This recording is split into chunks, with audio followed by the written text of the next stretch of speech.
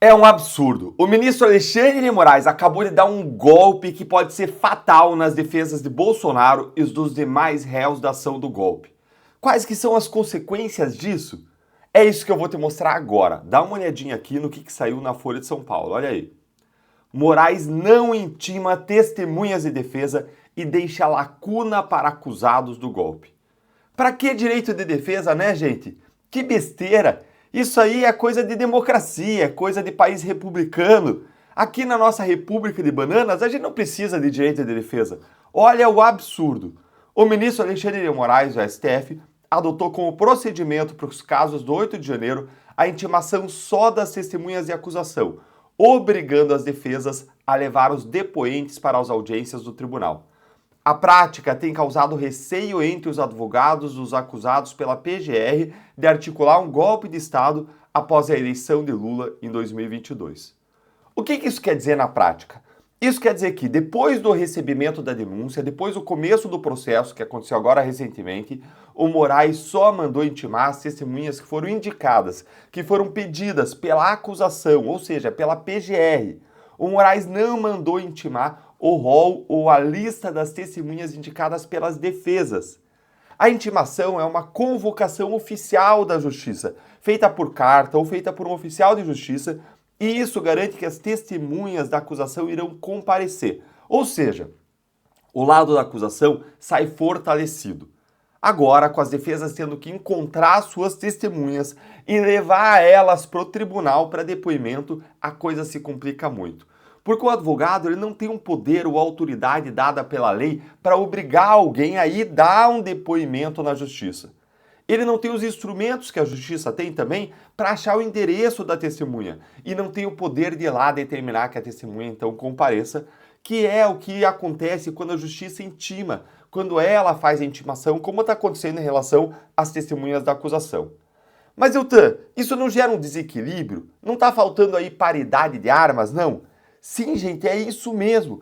Veja, se as testemunhas das defesas não quiserem ir por qualquer motivo, elas não vão. E os advogados vão ficar chupando o dedo, com o pincel na mão. Quem que vai querer ser testemunha de defesa de Bolsonaro e ficar sujeito à exposição pública ou talvez até à ira de Moraes?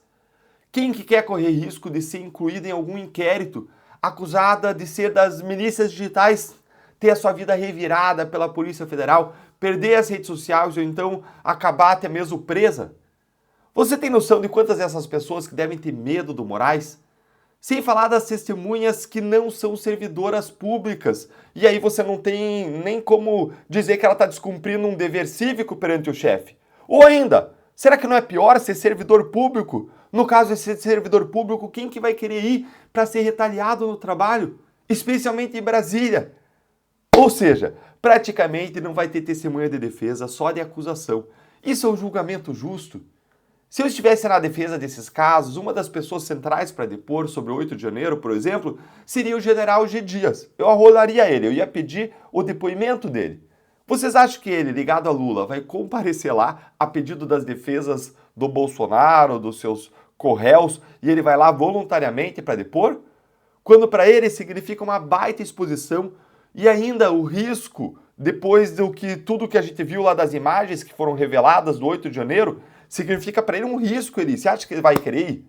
Sem falar dos casos das testemunhas que estão em endereço desconhecido, o que piora ainda mais a situação das pessoas quando o judiciário, por outro lado, tem vários sistemas de identificação de endereços que seriam usados caso o Moraes mandasse intimar as testemunhas de defesa. Ou seja, resumindo, o tratamento é desigual. E isso fere a isonomia, a igualdade. E, por sua vez, isso faz com que seja violado frontalmente o direito de defesa e a paridade de armas. Olha, se você ficou indignado com isso, tanto quanto eu, curta o vídeo, segue aqui comigo que fica mais indignante ainda. Dá uma olhadinha aqui, ó. 5 advogados disseram à Folha que a falta de intimação das testemunhas pode inviabilizar depoimentos considerados cruciais para os acusados. A estratégia de Moraes ainda pode frustrar os planos de alguns denunciados de tumultuar o processo, com a inclusão de testemunhas sem relação com a trama golpista. Como assim, gente? A estratégia de Moraes, você deu aqui, ó. A estratégia de Moraes. Como assim estratégia de Moraes? Moraes e as defesas agora são inimigas, então, né, Folha? Gente, que absurdo isso! Um juiz ele não pode ter uma estratégia contra os réus. Quanto mais a gente lê sobre esse caso e vê como a imprensa cobre isso, mais clara fica a contaminação política dessa farsa toda. Cada vez fica mais claro que é apenas um grande teatro com um fim já pré-determinado, a condenação dos réus. Agora veja que até outros ministros do STF admitem que Moraes está fazendo algo que não é usual, ou seja, ele está usando um padrão diferente daquele que ele usaria normalmente para aplicar no caso Bolsonaro, algo absolutamente diferente, algo não usual, algo atípico. Olha aqui, 3 ministros do STF ouvidos sob reserva afirmaram que o procedimento adotado por Moraes, mesmo não sendo o mais convencional, não é o mais convencional, é um antídoto válido contra as defesas que tentam arrastar o processo por longos períodos. Ah, eles são tão hipócritas, gente, mas tão hipócritas. Olha isso aqui, ó. Quantos processos de políticos corruptos se arrastaram por anos no Supremo, com embargos atrás de embargos, com testemunhas não localizadas, com habeas corpus atrás de habeas corpus, liminar atrás de liminar. Quantos casos acabaram em prescrição, ou seja, a pessoa saiu livre porque simplesmente acabou o prazo para ela ser punida pelo Estado, justamente pela morosidade do Supremo. E eles nunca tiveram nem aí. Aí agora eles mudam completamente o padrão. Vejam como é algo pessoal. É claro que é pessoal, eles são vítimas desses crimes que eles apontam.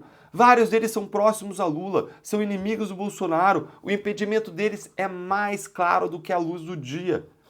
E agora eles estão tão preocupados com as defesas tentarem arrastar o processo que eles estão dispostos a fazer algo fora do padrão para correr com o processo. Mas mutilar o direito das defesas dos réus é normal para o Moraes. Vocês já ouviram falar do caso da mulher que foi presa pelo 8 de janeiro, mas que não estava nos atos do 8 de janeiro, que chegou em Brasília depois? E ouviram falar desse caso em que ela pediu a intimação da única testemunha capaz de provar isso, que ela não estava lá no 8 de janeiro, que era o motorista do ônibus que levou ela. E aí o Moraes rejeitou o pedido para ouvir a testemunha? Dá uma olhadinha aqui, ó. Isso aqui saiu numa matéria do Poder 360, olha aí. Na ação, a DPU afirmou que o ministro não autorizou a intimação de uma testemunha que poderia provar que Costa chegou à capital federal após as depredações dos prédios do STF, do Congresso Nacional e do Palácio do Planalto. A testemunha em questão era o motorista do ônibus que levou ela para Brasília, que é uma coisa mais lógica, normal, essencial para a justiça você ouvir uma testemunha dessas para provar que a pessoa não estava lá. Tem como ela ser acusada, condenada pelo 8 de janeiro, sem que ela estivesse lá no momento, quando o ônibus chegou depois? Segue aqui, ó. Segundo a defesa, Costa chegou à capital federal no fim da tarde do 8 de janeiro de 2023, entre 17 e 18 horas. Ela foi presa em flagrante no dia seguinte, enquanto estava no acampamento em frente ao quartel-general do Exército, e foi solta uma semana depois. Uma mulher inocente, que deveria ser absolvida, mas que vai acabar condenada, porque o Moraes simplesmente impediu a intimação da única pessoa que daria a prova da sua inocência. A ré não tem nem o direito de provar que é inocente. Pois é, gente, o julgamento criminal em uma democracia funciona assim, ó. A condenação ela já está pré-determinada e para chegar lá a acusação pode tudo, a defesa ela não pode nada. Especialmente se o réu tiver uma ou mais dessas 3 características. Se tiver o sobrenome Bolsonaro, se for de direita, ou então se tiver participado da Operação Lava Jato. Aí se ferrou. Esses aí, eles não têm o direito a nada. Você concorda comigo? Me conta aí a sua opinião aí nos comentários, curte o vídeo para a voz da nossa indignação com a injustiça chegar mais longe, se inscreve no canal, clica no sininho para você não perder análises como essa e se torne membro do nosso canal para receber conteúdos exclusivos. Além dessa também ser uma forma muito bacana, gentil, legal de você estar apoiando o nosso trabalho. Um grande abraço.